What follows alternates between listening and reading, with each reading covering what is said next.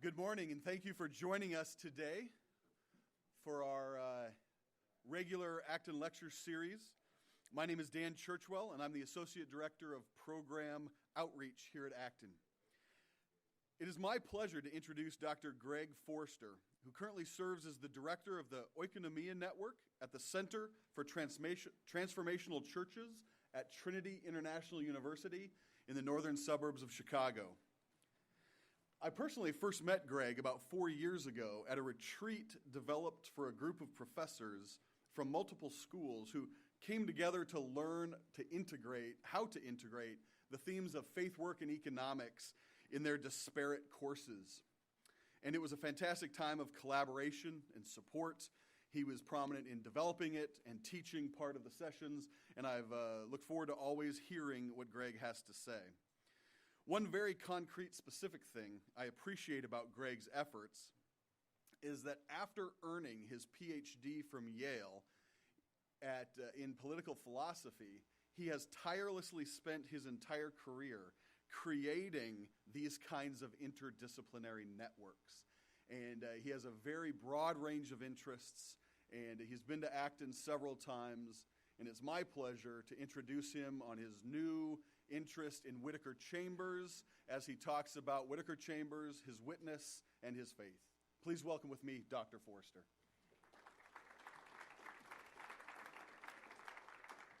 Thank you, Dan. Thank you for that very kind introduction. It is delightful to be here in this beautiful auditorium, and I'm deeply grateful to the Acton Institute for inviting me to come and share with you the work that I've been doing on Whittaker Chambers and to speak with you about him and his legacy. And I'm grateful to you for being here and being with us. Whittaker Chambers was one of the great Christian political thinkers and writers of the 20th century. His masterpiece is a book called Witness. And Acton has a really impressive library in this building, and I discovered today they have a first edition copy of Whittaker Chambers' Witness. I might accidentally walk off with this instead of the copy that I brought today, so please forgive me in advance if I do that. This is what the current edition looks like, and these are on sale outside, and I would encourage you to check this book out.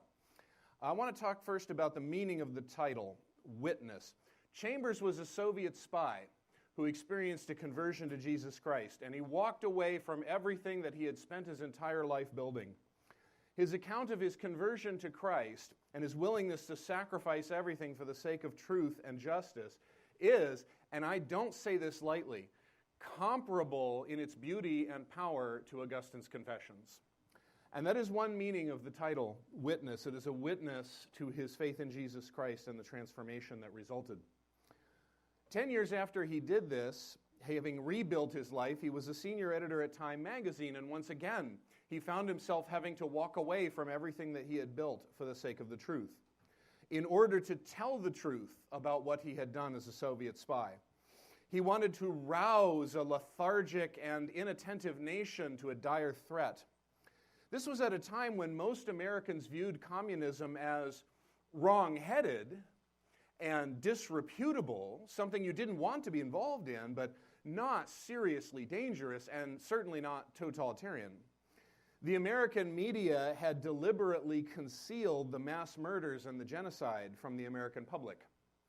The Soviet Union, which by that time had already murdered more civilians than the Holocaust, was portrayed as a peaceful democracy. Mao's movement in China was described as agrarian liberals.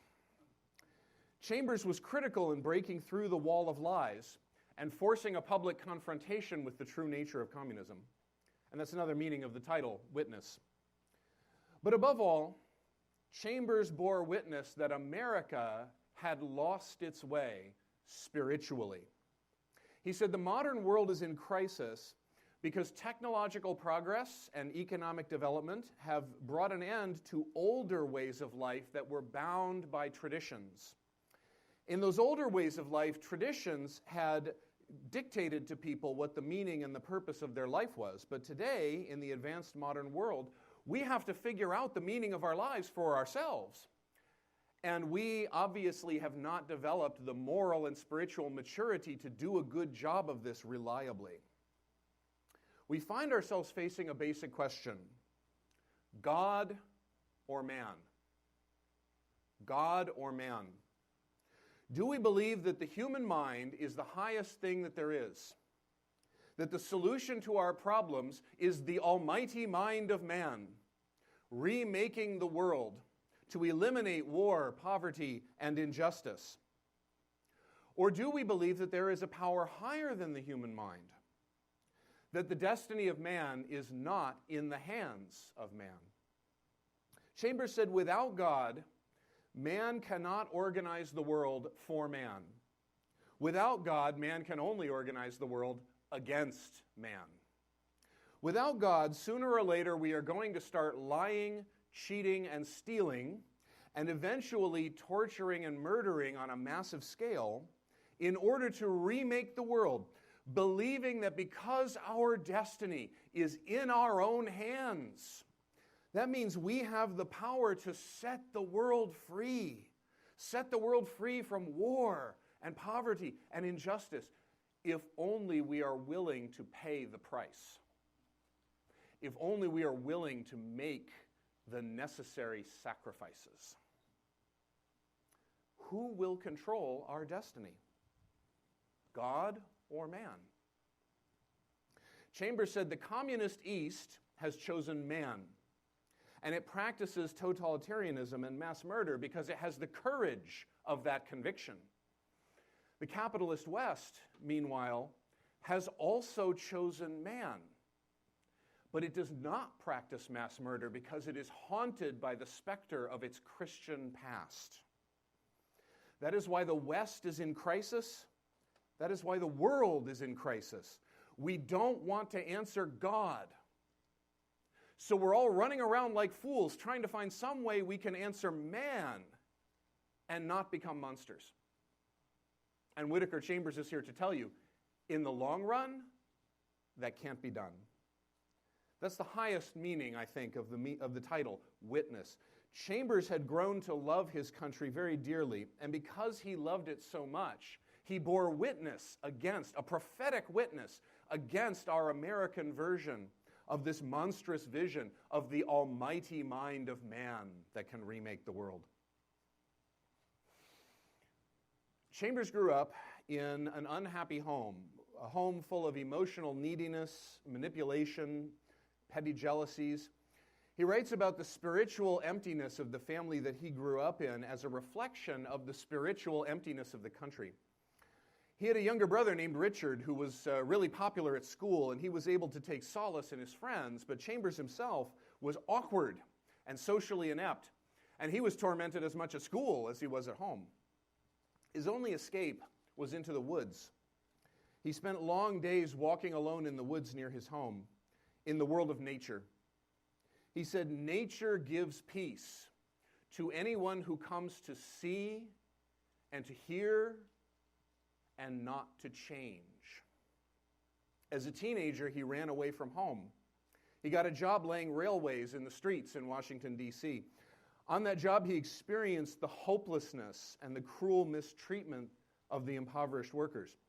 On his very first day on the job, as one of the streetcars slowed down in order to move through the work site, a laughing passenger leaned his head out of the window and casually and deliberately spat tobacco juice all over him.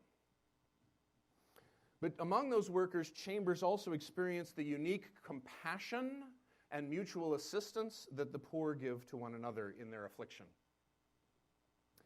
After he was forced to return home, Chambers went to Columbia University, looking around at the chaos and the injustice of the world, watching the developments in and after World War I, and also his own experience. He became convinced that society was sick, so sick that only surgery could save it. And he became convinced that communism was history's surgeon. He would later write, nobody becomes a communist because communism is intrinsically attractive. People become communists because they confront the crisis of history in the modern world, and they are driven to desperation because they can't find any other answers. And also because the blurring of the lines between good and evil is part of that crisis of history. Well, his advisor at Columbia was Mark Van Doren, and Van Doren told him, go see the wave of the future. They're building it in the Soviet Union. In order to get over to the Soviet Union, Chambers joined a Quaker international relief team, and among the Quakers, he began to discover God, and he moved toward God. He was powerfully moved by the peace of the Quaker meeting, where they will sit in silence for long periods so that the Spirit of God can make his presence felt. But then the Quakers discovered some atheistic writings that Chambers had published in the student paper. They kicked him off the relief team, and they cast him out of the meeting house. Chambers said that if even one person had taken him aside in that moment and asked him, what is in your heart? He would never have become a communist. But instead, he was left bitterly asking himself, where in Christendom is the Christian? So he began calling himself a communist. Eventually, he dropped out of college in order to join the Communist Party. During this time, his brother Richard had also gone off to college, and Richard's life fell apart. Richard was not as popular at college as he had been at home, and without those friends and the popularity to prop him up, the inner emptiness of his life consumed him. He was reading pessimistic, atheistic philosophy, and he came home declaring that life is meaningless, suffering, and folly. He said to his family, I'm not brave enough to kill myself yet, but I will be soon. He began drinking heavily, staying out all night. He would bring girls into the shed behind the house at night. The parents saw what was happening, but they were helpless. They felt helpless to do anything about it. So it fell to Chambers to try to convince his brother not to kill himself. They had endless arguments. Richard said, look around you. Look at people. They're all hypocrites. Look at the world. It's hopeless. Look at religion. Even the people who pretend to believe in it don't really. Look at marriage. It's a fraud. Look at family. Look at our family. And children. It's a crime against nature to bring children into this world. Chambers told him it's not the world that's evil, it's what people have made of the world that's evil. The answer is to struggle against evil. He said, communism has found the way out. Richard just spat at that. The communists are just another fraud like all the others. And besides, what does it matter? We're all going to die. Nothing waiting for us but eternal oblivion. There's no hope to build anything meaningful with death waiting for us all. After a prolonged period of agony for the entire family, Richard finally killed himself. Chambers began visiting Richard's grave every day before work and then again every day after work. Winter came and the graveyard was covered with snow. On New Year's Eve, Chambers was still there standing at his brother's grave when midnight came with the new year, and Chambers began to hear the sound of celebration. Fireworks, bells, car horns, parties, the sound of glass smashing against the cemetery wall. And standing there, Chambers blamed those partiers and their whole world for Richard's death. This materialistic, shallow world that wallows in superficial pleasures and gave Richard nothing that was worth living for. And he thought that the only thing he had worth living for was the struggle to destroy that shallow and materialistic society. So standing there in the graveyard, he consecrated his life to the destruction of America. He would later write, at that point I had been a member of the Communist Party for some time, but it was not until that night that I truly became a communist. I became irreconcilable. He walked out of the graveyard and he never went back there. He worked in the Open Communist Party for several years in a variety of roles. Then he was recruited into the Soviet underground and spent 6 years there as a spy. At first in New York, he was part of a smuggling operation, shuttling messages and materials between the American underground and the European underground. Later, he returned to Washington, where he had laid rails. But now he had come to organize one of several Soviet apparatuses that penetrated the United States government. Chambers was a go-between. He would bring the commands of the Soviet government to a number of highly placed American officials, and he would receive from them copies of state secret documents to be copied and passed on. In this